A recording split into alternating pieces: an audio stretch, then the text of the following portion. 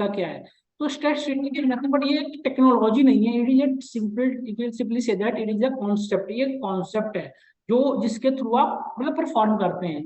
और statistics the science of collecting, organising and analysing the data. बहुत depth में मतलब आपको ना एक बड़े से डिफिनेशन देने की नीड नहीं है, सिंपली आप ये कर सकते हैं statistic is the science of collecting, organising and analysing the data. ही काम कर स्टैटिस्टिक की हेल्प से आप बस इतना ही काम कर सकते हैं। और व्हाई भी यूज स्टैटिस्टिक, स्टैट्स का यूज आप क्यों करते हैं? फॉर बेटर डिसीजन, आप बेटर डिसीजन मेकिंग करने के लिए इसका यूज करते हैं। Okay, for better decision making.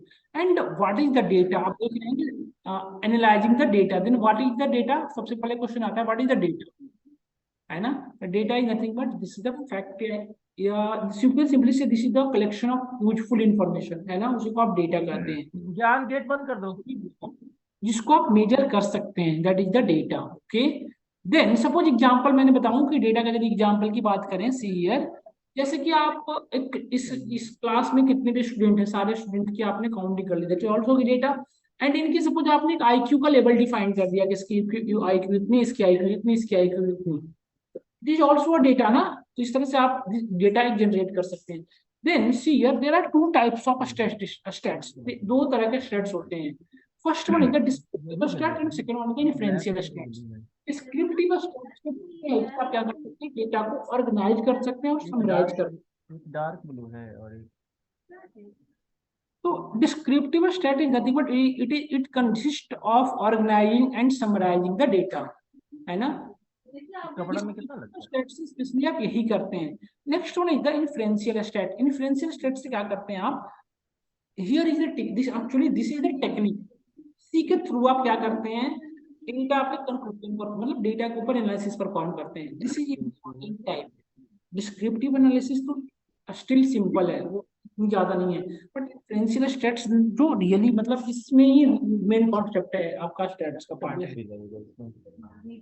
This is the technique where we use the data, जहां पे हम डेटा को यूज करते हैं और फिर हमें रिजल्ट परफॉर्म, वो रिजल्ट रिटर्न करता है ना। तो this is the differential stats. Example की बात करें, this is the technique use the data that we form of conclusion. Okay, then see here, जैसे कि क्लासरूम के जैसे अब आपको एक आपके क्वेश्चन आ रहे होंगे दिमाग में, then example of descriptive analysis क्या है, डिस्क्रिप्टिव एनालिसिस के एग्जांपल क्या है, इन्फ्रेंशियल के क्या एग्जांपल है।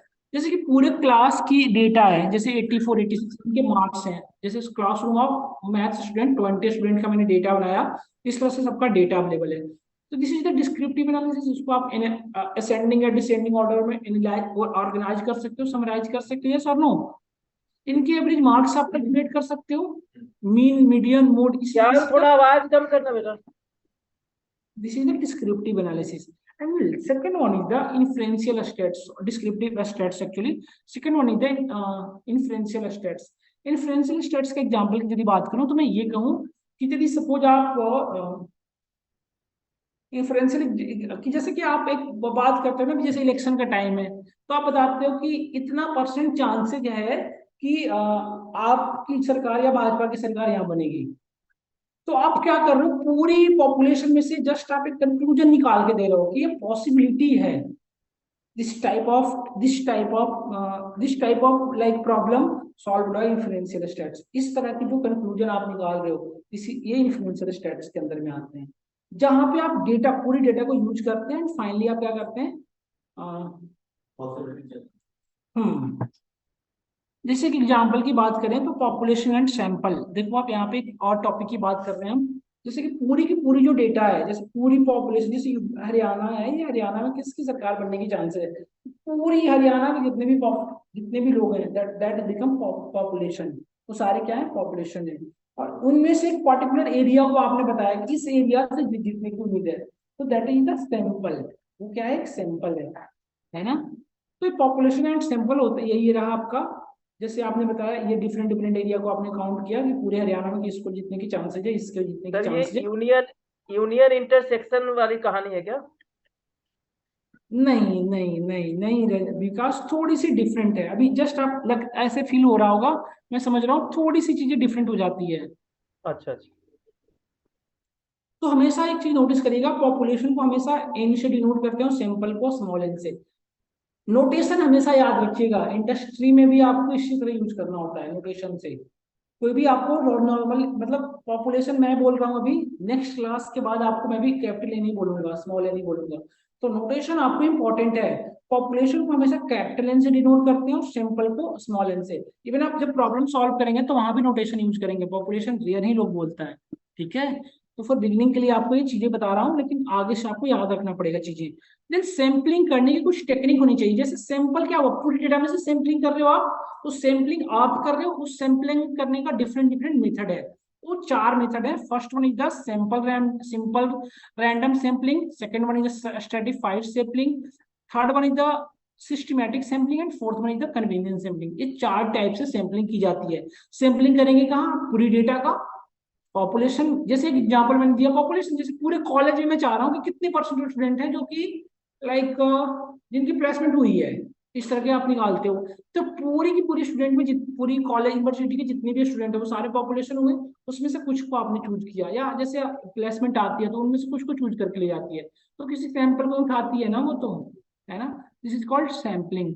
तो इस सैम्पलिंग के डिफरेंट डिफरेंट टेक्निक है, जैसे कि see here first one simple random setting, simple random sampling. Simple random sampling में क्या करते हैं, आपने एक क्लासरूम में गए और 11 सपोज आप एक क्रिकेट प्लेयर आप चूज करना है आपको, ठीक है, तो आप एक मल्टीपल मतलब लाइक 50 स्टूडेंट के बीच में गए और किसी को रैंडमली बुला लिया, आप आ जाओ आप आ जाओ आप आ जाओ।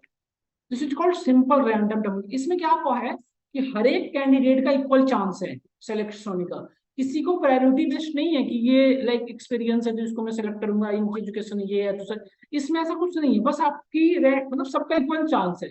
जिसको भी आपने बुला लिया वो आपका सैंपल का पार्ट बन गया। यस और नो? तो इस तरह की जब सैंपलिंग करते हैं that is called simple random sampling. Clear हो रहा है आपको? Every member of population has an equal chance of being selected for your sample. समझ रहे हैं? जितने भी पॉपुलेशन है सभी को इक्वल चांस है कि वो सिलेक्ट हो सकते हैं। और पॉपुलेशन को फिर से मैं नोटिस करा रहा हूँ, कैपिटल एन से डिनोट करते हैं और सैंपल को स्मॉल एन से। देन नेक्स्ट वन है स्ट्रेटिफाइड सैंपलिंग। ये इस तरह का सैंपलिंग है जिसमें ओवरलैप होने की चांसेस नहीं है। जैसे कि जनधन योजना जब आती है तो आती है ना कि लाइक वृद्ध लाइक इस तरह से नहीं कर सकते हो, मेल फीमेल की एग्जाम्पल बढ़िया है। जैसे नॉन ओवरलैपिंग ग्रुप, जिसमें आपको पता है कि दोनों एक दूसरे को ओवरलैप नहीं करेंगे, that is the stratified sampling. मतलब ये मेल के लिए, जैसे सरकार की योजना आती है कि सिर्फ गर्ल्स के लिए, जैसे दिल्ली में एक आई हुई है, सिर्फ गर्ल्स को वो बस फ्री कर रखे हैं गवर्नमेंट ने। तो इस टाइप की जब सैंपलिंग की जाती है जिसमें ओवरलैपिंग की केसेस नहीं पॉसिबल है, that is the called stratified sampling, where the population N is split into non overlapping group, जिसमें पूरे पॉपुलेशन को 2 पार्ट या मल्टीपल पार्ट में डिवाइड कर दिया जाता है। बट ये इंपॉर्टेंट क्या है कि दोनों में से किसमें ओवरलैप, मेल और फीमेल एक नहीं हो सकते, है ना। इस तरह के केसेस में this is called stratified sampling. क्या आप एक और एग्जांपल दे सकते हैं? ये ये जैसे हमने अलजेब्रा में पढ़ा था परमुटेशन कॉम्बिनेशन, वो उस तरह की हाँ exactly exactly exactly, permutation combination का इसमें बहुत यूज है। हाँ हाँ बिल्कुल पहला वाला परमुटेशन है, दूसरा वाला कॉम्बिनेशन है, करेक्ट? एग्जैक्टली। तो आप एक और एग्जांपल दे सकते हैं, real life example stratified sampling का? क्या सर? स्ट्रेटिफाइड सैंपलिंग का आप एक और एग्जांपल दे सकते हैं, कोई और एग्जांपल? स्टैटिक फाइल सैंपलिंग का एग्जैक्टली ये कर सकते हैं, बट वो भी है मैकेनिकल वाले सीएस की जॉब करते हैं, सीएस वाले मैकेनिकल की कर लेते हैं। इसमें जैसे सर ये हम कहीं पे कैसीनो वगैरह में जाते हैं ना, हम्म। कैसीनो में जाते हैं और हम 2 डाइस से अगर खेलते हैं, 1 to 6 का 2 डाइस है, हम्म। तो उसमें हम कॉम्बिनेशन का यूज कर सकते हैं, ये दूसरा वाले का, कि 2-1 स्ट्रेटिफाइड आने की सैंपलिंग। प्रोबेबिलिटी क्या है, 2-6 आने की प्रोबेबिलिटी क्या है, या फिर कुछ इस तरह से। मतलब एक स्ट्रेटेजी को फॉलो करते हैं, that is the stratified sampling. Yes.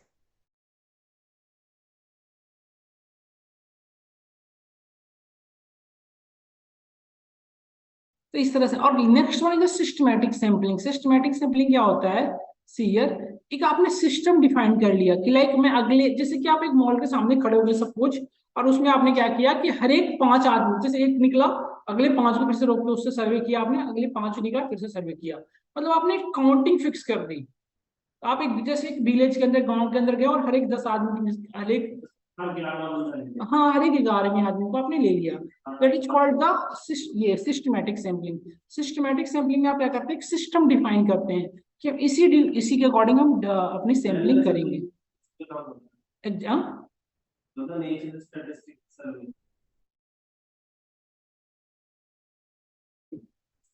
कैसे होगा, कल की क्लास में करेंगे फिर तो। 42 हो गई अब हमारी तो टाइमिंग। उमेश आएंगे नहीं आएंगे आज, बाहर गया हुआ है।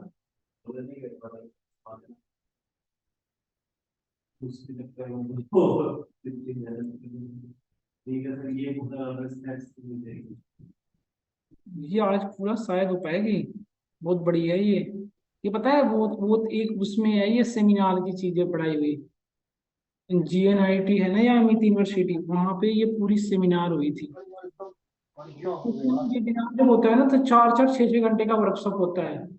तो 6 6 घंटे तक आपको लगातार, तो उसमें कंप्लीट हुई है ये स्टेट्स, मतलब एक दिन में स्टेट्स कंप्लीट। हाँ हाँ, तो उसी में ये चीजें की हुई है, देखनी ना, छोटे छोटे एग्जाम्पल से कंप्लीट किया हुआ है। जैसे कि आपने एक मॉल में सर्वे कर रहे थे कि हर कोविड पर्सन को, 8 पर्सन को आप चेक कर रहे थे कि कोविड इफेक्टेड है या नहीं। तो आप इस तरह से, this is the called as systematic sampling. यहाँ तक सबको क्लियर है, ऑनलाइन स्टूडेंट आप लोगों को भी क्लियर है ना? सैम्पलिंग के 3 डिफरेंट डिफरेंट टेक्निक आप लोगों को क्लियर है?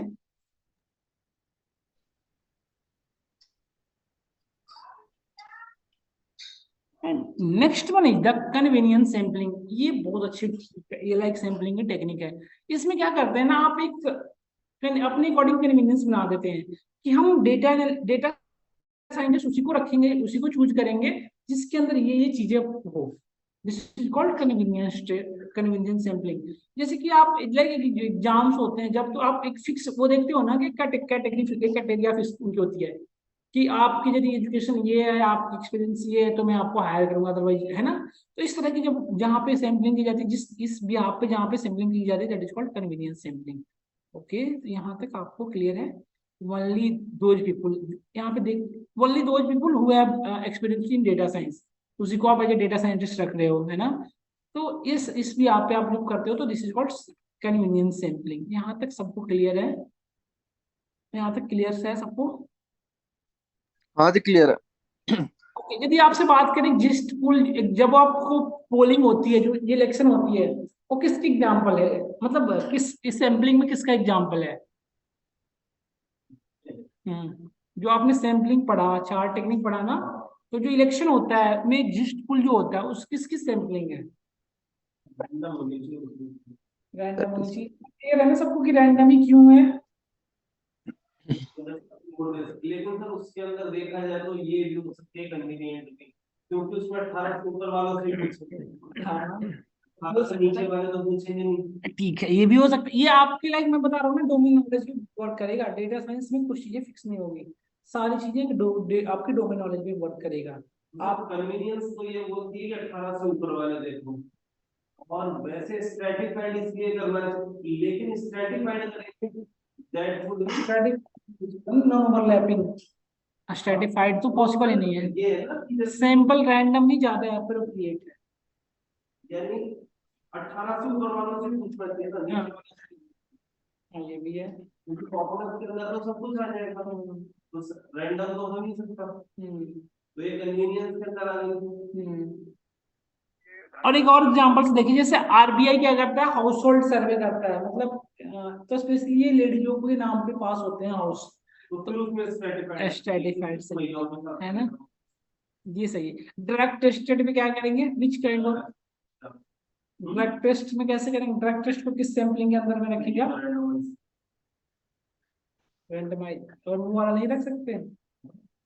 नेक्स्ट, जिसमें हर एक कन्वीनियंस सैंपलिंग, हर एक 10 हर एक 10 पीपल को मैं चेक करूंगा। हर एक 10 में से इसमें एक और होती है रैंडमाइज सैंपलिंग, इसके अंदर भी होती है ना? रैंडमाइज भी कर सकते हैं, हर एक पर्सन को आप चेक कर सकते हैं कि यार पता क्या नहीं पता, ये भी पी रखे हो। ड्रग टेस्टिंग तो किसी को भी कर सकते हैं, तो रैंडम भी हो सकता है ना? या फिर वो आपके अकॉर्डिंग, जिस केस में जैसे आपके पास यदि पूरे दिन का टाइम है तो आप आराम हर एक कर दो। यदि आपके पास लाइक टाइम नहीं है तो आप क्या करेंगे, और फिर आप वो सिस्टमेटिक सैम्पलिंग अपनाएंगे, हर एक 10 में आदमी को चेक करते चले जाएंगे फटाफट, है ना, इस तरह से। Then next is the variable. Variable important role है यहाँ पे, वेरिएबल बहुत अच्छे से समझने की नीड है, क्योंकि वेरिएबल बहुत प्ले करेगा रोल आपके इस डेटा एनालिसिस में, है ना। जैसा कि आप जानते होंगे कि variable is a property that can take, या सिंपल, ये तो बहुत अलग की डिफिनेशन है, थोड़ी सी आप समझ सकते हैं। Simple variable is nothing but it is a type of container which contains any types of data. But ये आपको पाइथन के अकॉर्डिंग बहुत प्रॉपर, बट यहाँ पे थोड़ी सी चेंज होती है। A variable is a property that can take any value, same चीजों को डिफरेंट लाइन में लिखा गया है। जैसे कि आप एक वेरिएबल के अंदर मल्टीपल वैल्यू को स्टोर कर सकते हैं, वो ये नहीं कहता कि सिर्फ आप स्ट्रिंग कर सकते हो या आप सिर्फ लिस्ट या टप्पल किसी भी डेटा को स्टोर करा दो, है ना। तो वेरिएबल जो होता है ना, इन सेंस ऑफ स्टैट्स, ये टू टाइप्स के होते हैं, quantitative variables and qualitative variable. Okay, qualitative को ही आप कैटेगोरिकल वेरिएबल कहा जाता है। क्वांटिटेटिव वेरिएबल जो होते हैं ना, ये जिसको न्यूमेरिकली आप मेजर्ड कर सको, जैसे एज हो गया आपका, वेट हो गया, हाइट हो गया, जिसको आप मेजर्ड न्यूमेरिकली मेजर्ड कर सको, है ना, जिसमें ये सारे ऑपरेशन परफॉर्म कर सको, आप addition, subtraction, multiplication, divide, division, ये सारी चीजें कर सको, that is called quantitative variables. And qualitative variables जो होते हैं ना, इसके एक कैटेगरिकल में आते हैं, बेस्ड ऑन सम कैरेक्टर, कि जिसके भी यहाँ पे आप इनको डिवाइड करो, जिसके अंदर सेपरेट हो जाए, मैंने बताया था बहुत पहले ये चीजें, कि जिसके अंदर कुछ कैटेगरी डिफाइन हो, that is called categorical variable, that is called qualitative भी कह सकते हो आप। अब देखो आप, जैसे कि ब्लड ग्रुप जो होता है, ये सारे एग्जांपल हो सकते हैं क्वालिटेटिव वेरिएबल के, है ना। हाँ, जैसे आपने एक आईक्यू का बांट दिया कि 0 से 10 को हाई एज के अकॉर्डिंग आपने कर दिया कि जिसकी जीरो एज 0 से लेकर 10 तक का है, वो लेस आईक्यू की, 10 से 50 वाले हाई, मीडियम आईक्यू के पर्सन होते हैं, 50 से 100 जो होते हैं हाई गुड आईक्यू होता है उनका। जिसके भी यहाँ पे आपने डिवाइड किया, this is the qualitative variable के अंदर में ये पार्ट आते हैं। अब आपके क्वालिटेटिव वेरिएबल को 2 पार्ट्स में डिवाइड किया गया है। First one is a describe variable, sorry quantitative variable, qualitative के नहीं, क्वांटिटेटिव ऊपर वाले को। First one is a describe variable, second one is continuous variable. Describe variable उसे कहते हैं जिसको आप डिवाइड पॉसिबल नहीं है। जैसे सपोज आपको लाइक ये बोला जाए कि हाउ मेनी चाइल्ड्स, तो 2 चाइल्ड ऐसा पॉसिबल नहीं है ना, कि 2.5 बच्चे या 1.5 बच्चे, इस तरह से पॉसिबल नहीं है, जिसकी लाइक डिवीजन पॉसिबल नहीं है, that is called discrete. Full number हमेशा इसमें आता है, नंबर ऑफ बेसिक, जैसे कि एग्जांपल की बात करें तो नंबर ऑफ बेसिक अकाउंट, आप ये नहीं बताएंगे ना मेरे 1.5 अकाउंट है बैंक में, या तो आप 3 बोलेंगे या आप 1 बोलेंगे, है ना। तो इसमें होल नंबर ही आते हैं। और इसमें कंटिन्यूअस वेरिएबल का एग्जांपल में आप जैसे कि हाइट जो हो सकता है आपका, ये पॉसिबल है कि 70.5 लिख सकते हैं आप, 18.5, इस तरह से चीजें कर सकते हैं। तो this is the continuous variable. ये क्वांटिटेटिव वेरिएबल के 2 सब टाइप्स हैं। ये ना लाइक आपको बिल्कुल बेसिक है, बिल्कुल बेसिक, और आपको बिल्कुल क्लियर होना चाहिए। जैसे कि आप टोटल नंबर ऑफ चिल्ड्रन को किस वेरिएबल के अंदर में रखेंगे, total number of solid discrete है ना। हाँ, how many jobs you have, इसको किस वेरिएबल के अंदर रखेंगे आप। ये भी डिस्क में आएगा sir. How much salary you get, कितनी सैलरी आपकी ये आती है, इसको किस में क्या। कंटिन्यू। मैं तो क्वेश्चन पूछ रहा था आपसे, आप टाइप्स बता दिए। Okay sorry. ठीक है, नहीं ठीक है। डिस्क्रीट में आएगा सर। हाँ जी, नहीं विकास, मैं तो आपसे रियली पूछ रहा था, मैं टाइप्स थोड़ी पूछ रहा था, मैं तो ये पूछ रहा था कि how much salary you get, कितनी सैलरी आती है। अच्छा आपने तो वही अच्छा। बोला। चलिए सही है, फिर भी ठीक है। देन सी हियर, जैसे मैं कुछ कुछ क्वेश्चन पूछता हूँ। एक बहुत अच्छा क्वेश्चन है, what is your marital status, इसको किस वेरिएबल के अंदर में रखेंगे आप। है ना, फिक्स है। अरे नहीं, ये तो ऊपर वाला क्वालिटेटिव होगा ना, मैरिड या अनमैरिड, इसमें तो कैटेगरी डिफाइन है। हाँ, ये तो कैटेगरिकल हो गया। आप इसी में क्वांटिटेटिव अलग चीज है, हमेशा न्यूमेरिकल पे वर्क करता है ये, है ना। क्वांटिटेटिव तो उसको रखेंगे ना जिस न्यूमेरिकली वर्क करे। ये तो मैरिटल स्टेटस तो आप, या तो आप मैरिड या इसका अनमैरिड। इसका यूज क्या है सर, ये सब चीजों का पाइथन में कहाँ पर हम इन सब चीजों को यूज करेंगे, क्योंकि हमारे पास तो वेरिएबल तो डिफाइन है कि हम नंबर ही ले सकते हैं और ये, तो इसका यूज कैसे करेंगे। अभी जस्ट अभी देखते हैं ना, इसका जस्ट अभी यूज करेंगे विकास, अभी यूज करते हैं इन चीजों का अभी जस्ट। Okay sir. आपको लाइक देखिए, जब आपका पास डेटा हो, एनालिसिस जब परफॉर्म करते हैं ना विकास, तो जब आप डायग्राम ड्रा करते हैं तो वहां पे आपको क्लियर होना चाहिए कि जो डेटा के अंदर किस टाइप का डेटा है ना। तो जो डेटा है वो कैटेगरिकल डेटा है या कंटिन्यूअस डेटा, वेरिएबल कहने का सेंस यही हो रहा है मेरा, कि उस वेरिएबल ओके के सर। अंदर किस टाइप का डेटा स्टोर है, एक्चुअली यही मीनिंग हो रही है ना इनडायरेक्टली आप देख रहे हैं तो यदि डेटा कैटेगरिकल डेटा है तो उस पर डिफरेंट एल्गोरिदम आप लगाते हैं, यदि कंटिन्यूअस डेटा है तो वहां पे आप डिफरेंट एल्गोरिदम लगाते हैं। ठीक है ना, ये इसका यूज होता है आगे चल के, वो इस पे तो बहुत ज्यादा मतलब यूज करेंगे आप। Okay sir. आप डायरेक्टली डेटा को देख के बहुत सारी चीजें परफॉर्म कर सकते हैं, है ना।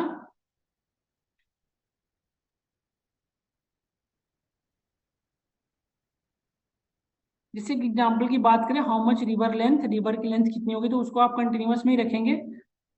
अच्छा एक चीज आप बताएंगे कि जो आपका पिन कोड होता है उस कौन सी वेरिएबल के अंदर आएगा, डिस्क्रीट या कंटिन्यूअस के अंदर आएगा।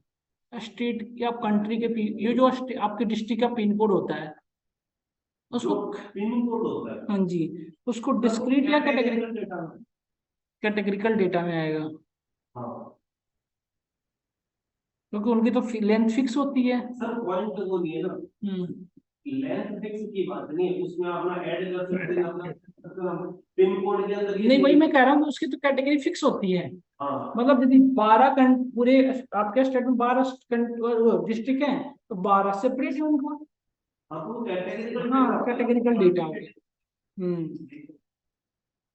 तो उसमें तो मतलब ही नहीं है कि डिस्क्रीट और इसका, तो क्योंकि वो तो है ही क्वांटिटेटिव, तो है नहीं वो क्वालिटेटिव डेटा है। अब देखिए इन वेरिएबल के कुछ मेजरमेंट स्केल हैं जिनके भी आप इनको मेजर किया जाता है। अभी आपने टाइप्स ऑफ वेरिएबल पढ़ा, अब यहाँ इनकी मेजरमेंट स्केल्स हैं। एक्चुअली 4 टाइप्स के होते हैं, nominal data, ordinal data, internal data and ratio. हम आज की क्लासेस में यहीं तक करेंगे, इसके आगे हम आगे बढ़ेंगे। जस्ट इसको मैं कंप्लीट करता हूँ सबसे पहले, फिर मैं अगेन आपको लाइब्रेरी पे आऊंगा, क्योंकि लाइब्रेरी से ही ये सारी चीजें परफॉर्म करना है आपको, है ना। आपको सैम्पलिंग भी करनी है, जितनी भी टाइप की आपने सैम्पलिंग पढ़ी वो सारी सैम्पलिंग आप किससे करेंगे, लाइब्रेरी से करेंगे। हाँ, नमपाई पांडाज दोनों से यूज करके करेंगे, है ना। तो सैम्पलिंग करते हैं हम प्रॉपर, बहुत ज्यादा तो नहीं हुआ, थोड़ा ही हुआ है। सर नमपाई तो अभी नहीं पढ़े ना। हाँ तो भाई मैं फिर से पुनः वो बता रहा हूँ कि नमपाई की जैसे अब यूज पड़ेगी ना, आप देख रहे हैं न्यूमेरिकल कैलकुलेशन की नीड पड़ रही है, तो अब हम नमपाई का यूज करेंगे, हम सैम्पलिंग करेंगे उसमें भी, प्रॉपर मेथड में करते हैं। सी हियर, नॉमिनल डेटा आप किसे कहते हैं, नॉमिनल डेटा कब कहेंगे, कैटेगरिकल डेटा को जिसके अंदर कैटेगरी डिफाइन हो, that is called a nominal data. Clear हो रहा है। नॉमिनल डेटा किसे कहेंगे, जैसे कि colour, gender, types of flower, ये सारे किस में आते हैं, आपके नॉमिनल डेटा के अंदर में आते हैं। ठीक है, next one is the ordinal data. Ordinal data में इंपॉर्टेंट देखिए, ध्यान से देखिएगा आप लोग, see carefully, order of the data matters, value does not matters. Order of the data matter, जैसे रैंकिंग 1 2 3 4 मैटर करता है, 1 लास्ट के 4 को मार्क्स इतना मेरा, वो मैटर नहीं करता, रैंकिंग मैटर करता है ना।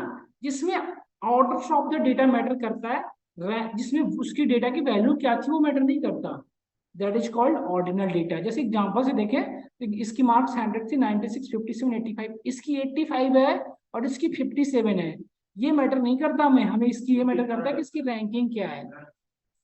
This is called ordinal data. ठीक है, next one is the interval. Interval किसको कहते हैं आप, order matters, value also matters, that natural zero in order, जिसमें जीरो तो अलाउड नहीं है बट ऑर्डर और वैल्यू दोनों मैटर करता है, that is called interval data. Interval data का एग्जांपल दे सकते हैं आप लोग। इंटरवल डेटा, हाँ जी, इंटरवल डेटा की यदि एग्जांपल की बात करें तो जैसे एज में कैटेगरी होती है कि 10 से 20 तक, ये 20 से 25 तक, ये 25 से 35, पर आपको नहीं जैसे कोई और एग्जांपल, विकास आप लोग, जयप्रकाश आप दो, या कोई और आंसर, सुधीर मित्तल आप भी बताइए, कमल। इंटरवल डेटा का एग्जांपल क्या हो सकता है, रियल लाइफ एग्जांपल, क्योंकि स्टैट्स रियल लाइफ में ही वर्क करता है आपका, ये पूरी की पूरी रियल लाइफ में आप ग्राउंड पे वर्क करना है आपको अब। रिकॉर्ड हो नहीं कर एक बार सर डिफिनीशन बताएंगे इंटरवल डेटा का फिर से। इंटरवल डेटा में, जैसे कि इंटरवल डेटा उस तरह के डेटा को कहते हैं जिसमें आपको ऑर्डर भी मैटर करता है और वैल्यूज भी मैटर करता है। जिसमें जैसे कि इसमें ऑर्डिनल डेटा में क्या था कि जैसे कि ये डेटा थी, ये इसकी ऑर्डरिंग है, इसकी ये वैल्यूज है। रैंक 1 जिसका उसको 100% मार्क्स है, 2 का 96, फोर्थ को 57 एंड थर्ड वन को 85 एंड फिफ्थ वन को क्या है मार्क्स 44। तो इनकी वैल्यू मैटर नहीं कर रही, उनकी रैंकिंग मैटर कर रही है। This is called ordinal data, ठीक है। बट इंटरवल डेटा में इसको कहते हैं जिसमें ऑर्डर भी इंपॉर्टेंट है, उनकी वैल्यूज भी इंपॉर्टेंट है, that is called interval data. तो इंटरवल डेटा का एग्जांपल की बात करें, देन सी ईयर, जैसे कि टेम्परेचर को क्या हम रख सकते हैं ऑर्डिनल में, इंटरवल में। इसमें रैंकिंग भी इंपॉर्टेंट है, टेम्परेचर भी इंपॉर्टेंट है। वो सबसे ऊपर ही आएगा, लेकिन 104 और 102 में होता है। हाँ, तो इनमें वैल्यू भी मैटर करता है, रैंकिंग भी मैटर करता है। रेशियो डेटा को हम करेंगे, ये इसमें मैथमेटिकल कैलकुलेशन करना पड़ता है, इसलिए हम रेशियो डेटा को कभी नहीं कर सकते। हम प्रॉपर, हमारे पास पेन होना चाहिए, नहीं तो हम ऐसे पेन इसको घुमाते रहेंगे ना 5 मिनट तक, ये ऐसे ऐसे करते रहते हैं। हमें पेन की नीड है, तो राइटिंग पैड न होने की वजह से हम इसको रेशियो डेटा को आप एक बार पढ़ के आए फर्स्ट टाइम। मैंने आप यहाँ तक कर दिया ना, now you are able to understand ratio data. अब आप लोग सर कोई डॉक्यूमेंट है, सर कोई डॉक्यूमेंट है इसमें, थोड़ा सा पढ़ने में ये वाला डॉक्यूमेंट थोड़ा सा डिफिकल्टी आएगी, ये वाले नहीं, मैं डॉक्यूमेंट। डॉक्यूमेंट ही भेज दूंगा आपको, ओके सर। या फिर रेशियो ना आप इंटरनेट पे देख लेना। इंटरनेट पे डेटा टूवर्ड्स एक वेबसाइट से, उस पर भी अच्छे से बता रखा है। डेटा टूवर्ड्स, हाँ, टूवर्ड्स डेटा साइंस या डेटा साइंस टूवर्ड्स, इस तरह के एक वेबसाइट है। और डेटा कैंप है यहाँ, इस सब जगहों पे, या फिर कैगल, इस सबों पे ना प्रॉपर डिफाइंड किया गया इन सारी चीजों को। एक बार आप वहां से देख लें ratio, what is ratio, then next class में हम डिस्कस करेंगे। Then see here, next one is the distribution. Distribution और फ्रीक्वेंसी डिस्ट्रीब्यूशन बहुत अलग चीज है। मैं पहले आपको बता दूं कि डिस्ट्रीब्यूशन होता क्या है और फ्रीक्वेंसी डिस्ट्रीब्यूशन किसे कहते हैं। देखिए सी हियर, जैसे कि सपोज करिए आपका ये डेटा है, आपका ये सपोज आपका ये डेटा है ना, जैसे आपका ये डेटा था सपोज, इसके अंदर मल्टीपल कॉलम थे, मल्टीपल रो थे, है ना। इस डेटा पे यदि डायग्राम ड्रा किया गया, लाइन चार्ट ड्रा किया गया, और इसकी लाइन चार्ट जो है इस तरह से आई, इस तरह से आई, ओके। तो this is called normal distribution. आप देख रहे हैं डेटा जब बेल कर्व में ये यदि इसकी लाइक डायग्राम ड्रा हुई है, this is called normal distribution, है ना। अभी और भी डेप्थ में चीजें क्लियर करेंगे, just few minutes, just see few minutes, आपको ये सारी चीजें क्लियर होती जाएगी कैसे कैसे करना है। जैसे यदि फ्रीक्वेंसी डिस्ट्रीब्यूशन की बात करें, डिस्ट्रीब्यूशन क्लियर है ना, how much your data distributed, मतलब आपकी डेटा कैसे कैसे डिस्ट्रीब्यूट हुई है। जैसे कि आपका सपोज आपने एज की, लाइक आपने एक सोसाइटी में गए, आप वहां पे आपने ये 50 to 80, मतलब 50 से 80 की एज की जितने भी पीपल थे, सारे पीपल का आपने हाइट का सर्वे किया, सॉरी उनकी एज, सॉरी वेट का आपने किया कैलकुलेट। तो किसी की 70, तो थोड़ा सा आपका डिस्ट्रीब्यूशन चेंज हुआ, फिर 80, मतलब कि मेरा कहने का एसेंस ये हुआ कि यदि उनकी डायग्राम आपने ड्रा कर रहे थे तो इस तरह से कर रहे थे। तो किसी का 50 की था तो यहाँ पे गया, फिर उसकी किसी की 50 रही, किसी की 45 हुई, तो अगेन आपका डिस्ट्रीब्यूशन लो होगा। अब किसी की 60 है तो यहाँ पे आया, अगेन 62, अगेन किसी की 80 है तो थोड़ा सा डिस्ट्रीब्यूट हुआ, फिर 85, मतलब आपका डेटा देखना जैसे डिस्ट्रीब्यूटेड हो रहा है, this is called distribution of data. समझ रहे हैं, जैसे जैसे आपकी डेटा डिफरेंट डिफरेंट वे में चेंज हो रही है, दिस इज कॉल्ड डिस्ट्रीब्यूशन। आपकी डेटा कितनी डिस्ट्रीब्यूटेड हुई है, दिस इज द डिस्ट्रीब्यूशन, उसी को डिस्ट्रीब्यूशन कहा जाता है। इनके सब टाइप्स हैं। फ्रीक्वेंसी डिस्ट्रीब्यूशन कैसे कैलकुलेट करते हैं आपसे, ये बहुत सिंपल है। फ्रीक्वेंसी डिस्ट्रीब्यूशन आपको बिल्कुल इजीली समझ में आ जाएगा। जैसे ये आपके फ्लावर्स थे, रोज, लिली, सनफ्लावर, रोज, लिली, सनफ्लावर, इस तरह से आपने डेटा था, आपका सिंपल डेटा था। अगेन मैं बोल रहा हूँ, ये डेटा जो था आपका कैसा था, सिंपल डेटा था, ठीक है। इसके अंदर ये डेटा आपने रखा, ठीक है। देन आप फ्लावर एक बार आपने इस तरह से, आप इस तरह बचपन में पढ़े होंगे, 10th में चीजें आपने करा होगा, है ना। आपने फ्लावर की कैटेगरी बना दी, फ्रीक्वेंसी बना ली। देन रोज, लिली, सनफ्लावर, रोज देखिए कितने टाइम आया इसमें, 1 बार, 2 बार, 3 बार, तो आपने रोज को लिखा 3 टाइम्स। लिली कितनी बार है, 4 टाइम्स, आप काउंट करें, 1 2 3 एंड 4 टाइम, तो आपने लिखा 4 टाइम। सनफ्लावर कितने टाइम है, 1 2, तो आपने लिखा 2 टाइम, है ना। तो ये तो हुई फ्रीक्वेंसी जिसके अकॉर्डिंग वो डिस्ट्रीब्यूटेड हो रहा था, मैंने बताया था आपको डिस्ट्रीब्यूशन जैसे जैसे हो रहा है इसकी। इसकी यदि आप यस, ये हुई आपकी frequency distribution, this is called frequency distribution. और फ्रीक्वेंसी डिस्ट्रीब्यूशन की हेल्प से आप कम्यूटेटिव डिस्ट्रीब्यूशन निकाल सकते हैं, कम्यूटेटिव फ्रीक्वेंसी निकाल सकते हैं। कैसे कम्यूटेटिव फ्रीक्वेंसी निकालते हैं? कम्यूटेटिव फ्रीक्वेंसी क्या करता है, टोटल नंबर ऑफ काउंट बता देता है, लास्ट में टोटल नंबर ऑफ काउंट बता देता है। तो देखिए 3 का 3 हुआ, 3 और 4 जोड़ेंगे तो कितना होगा, तो 7 आपने लिखा, 7 और 2 जोड़ेंगे तो आपको कितना लिखेंगे, 9। तो टोटल नंबर ऑफ फ्रीक्वेंसी कितनी थी, 9 ही थी। टोटल डेटा कितनी थी आपको, 9 थी। आप काउंट कर लें, 1 2 3 4 5 6 7 8 9, है ना। तो कम्यूटेटिव फ्रीक्वेंसी की हेल्प से आप क्या करते हैं, टोटल नंबर ऑफ काउंट निकाल लेते हैं। समझ रहे हैं, total number of count calculate हो जाता है। तो ये डिफरेंस है आपका फ्रीक्वेंसी और कम्यूटेटिव फ्रीक्वेंसी में। तो आई थिंक आपको क्लियर होगा कि कम्यूटेटिव फ्रीक्वेंसी किसे कहते हैं और कम्यूटेटिव फ्रीक्वेंसी किसे कहते हैं। क्लियर हो रहा है सबको? हाँ ऑनलाइन स्टूडेंट एक बार मैं फिर से ओवरव्यू कर दूं, यहाँ पे हाँ सबको क्लियर है?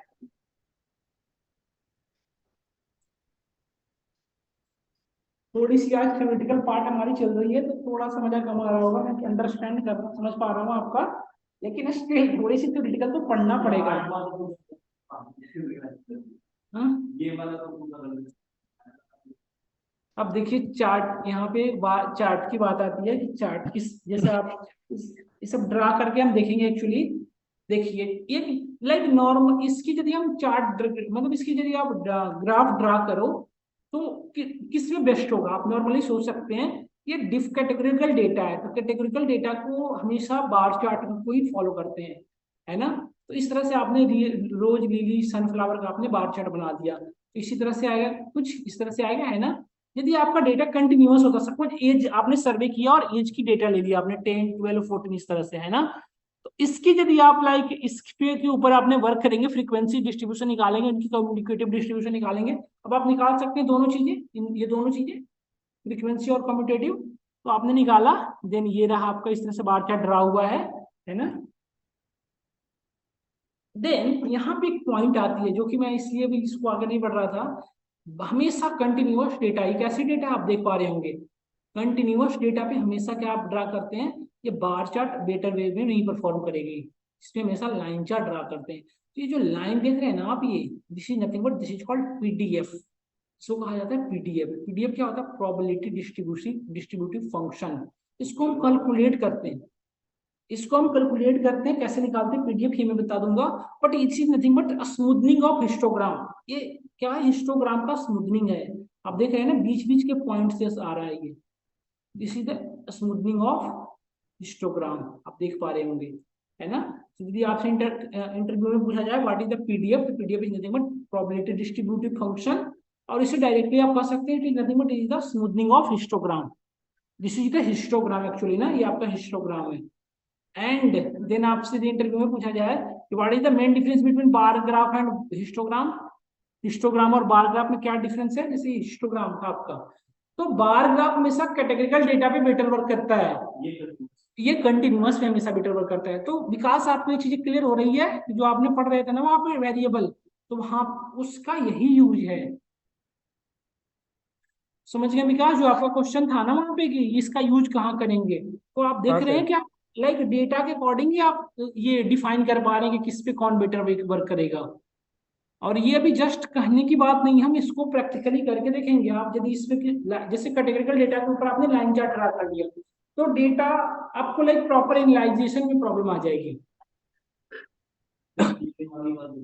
बेसिकली सर ये सब जहाँ पे काफी बड़ा डाटा हो हमारे पास और उसको एनालाइज करना हो ग्राफिकल वे में या फिर चार्ट के वे में, तो वहां पे हम यूज कर पाएंगे इसको कि कैसे ग्रुपिंग हाँ, करें डाटा का। हाँ बिल्कुल। इसको मैं एग्जांपल से छोटे डेटा पे, बट एक रियल में तो ये बड़े डेटा पे ही वर्क होगा कल को, है ना। एक तो मैं छोटा सा पेन पेपर पे बता रहा हूँ, इसलिए छोटे एग्जांपल के साथ कर रहे हैं, रियल में तो ये डेटा के ऊपर ही वर्क होना है इसको।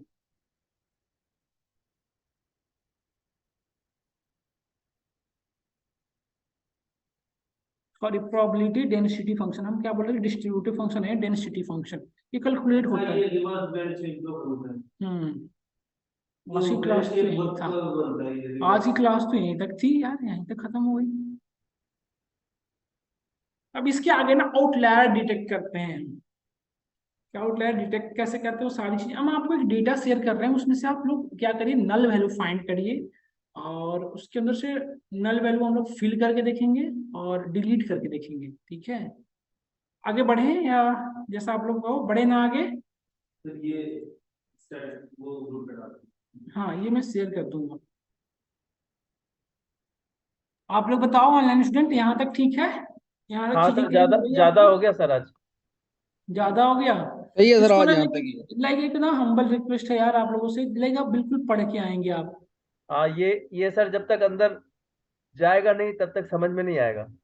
हाँ बिल्कुल। ये डिस्क्रिप्टिव एनालिसिस और इन्फ्रेंशियल स्टैट्स का एग्जांपल मैंने आपको बताया होगा आई थिंक। जैसे कि सी हियर, जस्ट वेट ना, मैं एक सेकंड, और एक चीज और मैं बताया आपको बताना था, ये सारे पॉइंट्स हैं जिनको हम फॉलो करेंगे। Gaussian distribution, log normal distribution, normal distribution, binomial distribution, Poisson, ये सारे टाइप्स के डिस्ट्रीब्यूशन जो आते हैं उसके अंदर में आते हैं descriptive analysis, sorry descriptive stats के अंदर में आते हैं। इसी में हम लोग क्या करते हैं, measure of central tendency, I think आपको आता होगा mean, measure of central tendency calculate करेंगे, मेजर ऑफ डिस्पर्सन कैलकुलेट करके देखेंगे। ये सारी चीजें आती है किसके अंदर में, डिस्क्रिप्टिव एनालिसिस के अंदर में। Permutation, mean, median, mode, variance, standard deviation, ये सारी चीजें कैलकुलेट करके देखना पड़ता है, प्रैक्टिकली आपकी क्लास में करेंगे हम लोग, है ना। मजा तभी आएगा जब पहले आपको मैथमेटिकली क्लियर होना चाहिए।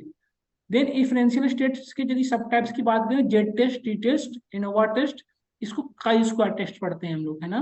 Hypothesis testing and confidential interval and Z table, tea table, ये सारी चीजें हम करेंगे। ये वाली बात बिल्कुल ये आपने बोल दी, सुन दिया, समझ लिया, कुछ नहीं है इसमें इन्फ्लुएंशियल स्टेट्स पे नहीं, यानी ये वर्ड्स टीचर ये सारे नहीं आएंगे अभी आपको, सच में नहीं आएंगे, इनमें हम करेंगे। सबसे पहले ये समझ में आ जाएगा, बेसिक्स पढ़ के आ जाएंगे तो समझ में।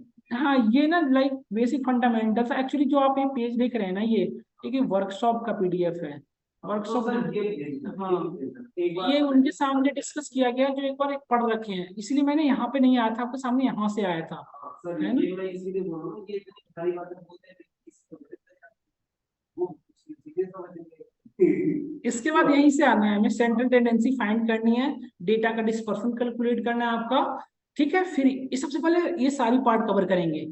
ठीक है, कि डेटा हमारी कैसे, डेटा के डिस्पर्सन मतलब होता है स्प्रेड, आपका डेटा कितना स्प्रेड हुआ है, तो इसमें इसी यही चेक करते हैं डिस्पर्सन, और इसी के अकॉर्डिंग डेटा का स्केल डाउन, स्केलिंग, ये सारी चीजें पढ़ने को होता है, और यहीं पे आता है आपका पीडीएफ, सीडीएफ, ये सारी चीजें पढ़ने को मिलती है ना।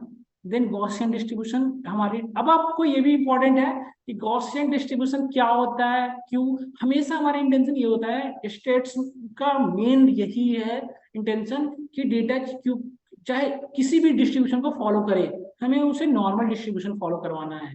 अच्छा, लास्ट में तो उसको नॉर्मल मीन हाउ, यदि हो पाया तो अच्छा, हम लोग मतलब हर संभव ट्राई यही करते हैं कि हमारा डेटा नॉर्मली डिस्ट्रीब्यूटेड हो जाए। जो नॉर्मल डिस्ट्रीब्यूशन के लिए अपने पास कर हाँ इसीलिए हाँ, उसकी हमें एल्गोरिदम पता है, उसमें हाँ एनालिसिस परफॉर्म करना इजी हो जाता है। और उसमें एक चीज और, उसकी एक लाइक यदि उसकी वो बात करें, प्रॉपर्टीज की बात करें, तो उसकी जो मेन प्रॉपर्टीज यही है कि वो तो इस तरह से होता है ना बेल कर्व में, तो इसकी जो दोनों तरफ की डेटा होती है ना सिमेट्रिकल होती है, तो हमें ना दोनों तरफ एनालाइज करने की नीड नहीं होती, एक तरफ करा दूसरी तरफ सेम ही हो गया, है ना। तो ये सिमेट्रिकली डिस्ट्रीब्यूटेड होता है, तो ये इसके एक एडवांटेज है। और इसी के भी आप पे हम स्टैंडर्ड डेविएशन कैलकुलेट करते हैं, वेरिएंस कैलकुलेट करते हैं। कोई एक ही पावर में स्टैंडर्ड है तो सारी चीजें, इन सारी चीजों को हम एक एक करके देखेंगे इसके बारे में। हाँ मैं भेज दूंगा, याद भी है। भेज दूंगा, मैं आपको भेज दूंगा, बिल्कुल भेज दूंगा, प्रॉपर चीजें भेज दूंगा।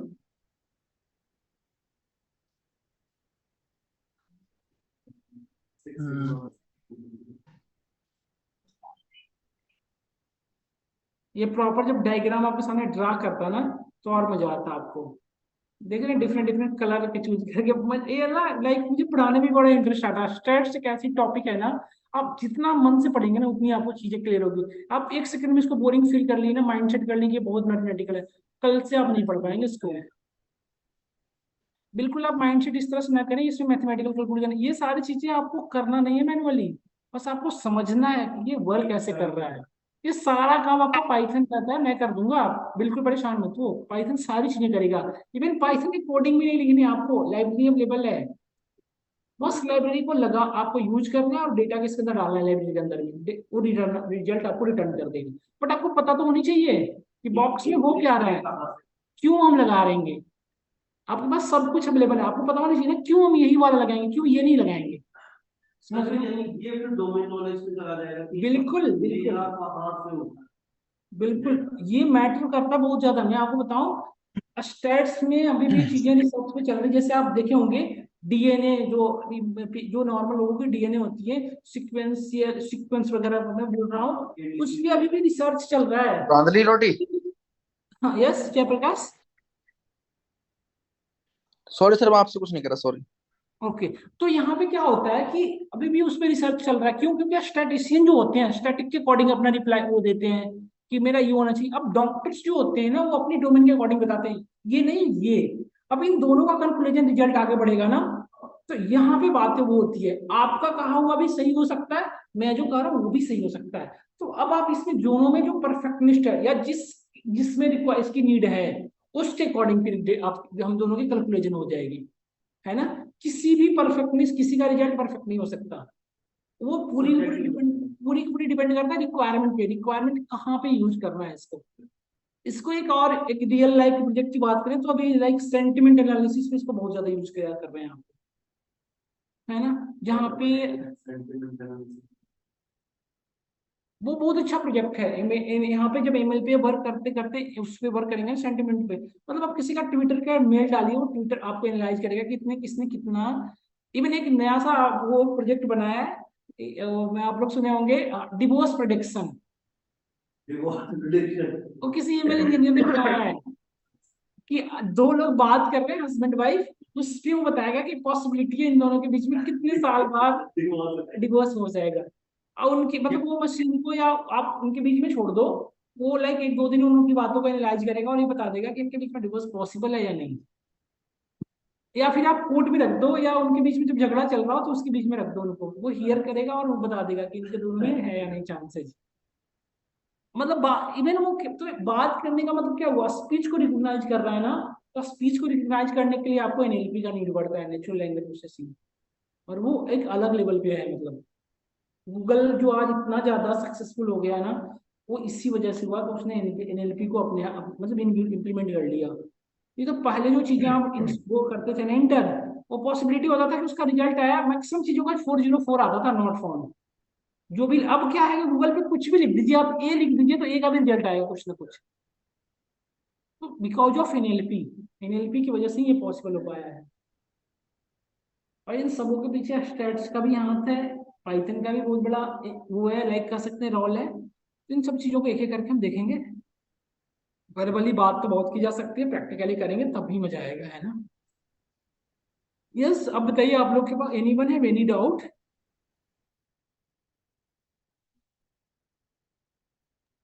अभी तो सर सब कुछ अभी तो सर सब कुछ दिमाग में इधर उधर हो रहा है, जब तक पढ़ेंगे नहीं तब तक डाउट नहीं आएगा।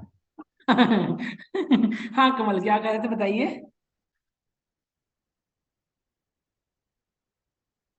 हाँ हाँ।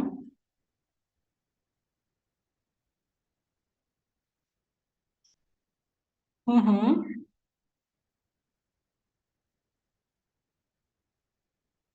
हम्म। अच्छा, एक फाइल में दूसरी फाइल के डेटा को सेव करना है।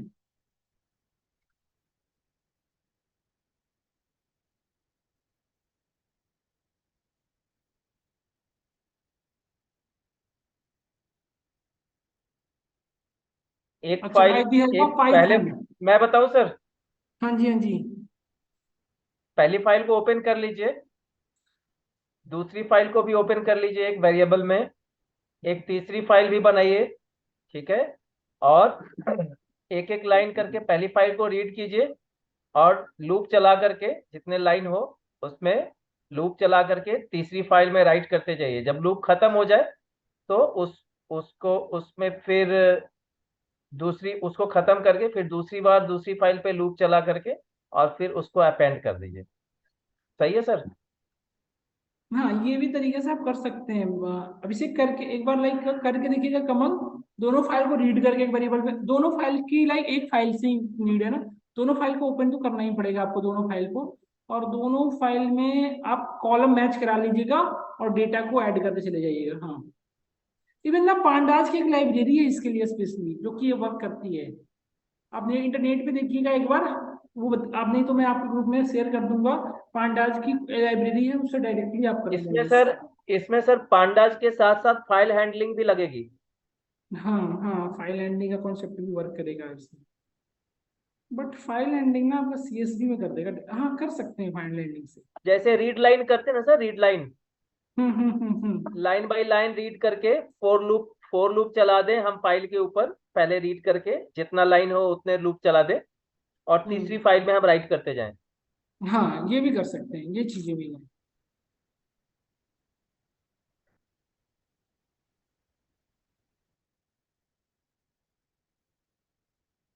करके देखिए। हाँ हाँ, मुझे फाइल शेयर कर दीजिए, मैं आपको करके शेयर कर दूंगा बल्कि।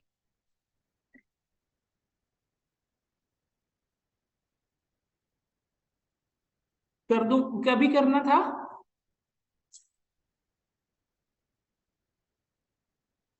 कमल शेयर करिए, केयर करिए, शेयर करिए फाइल को।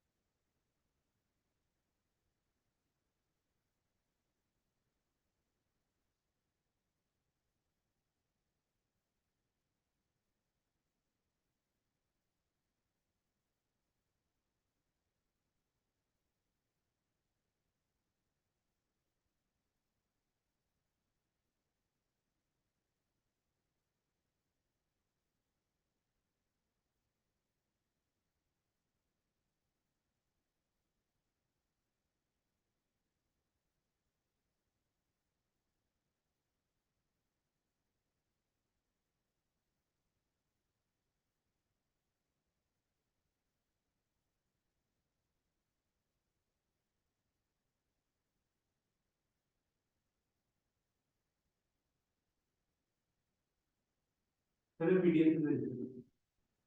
ठीक है।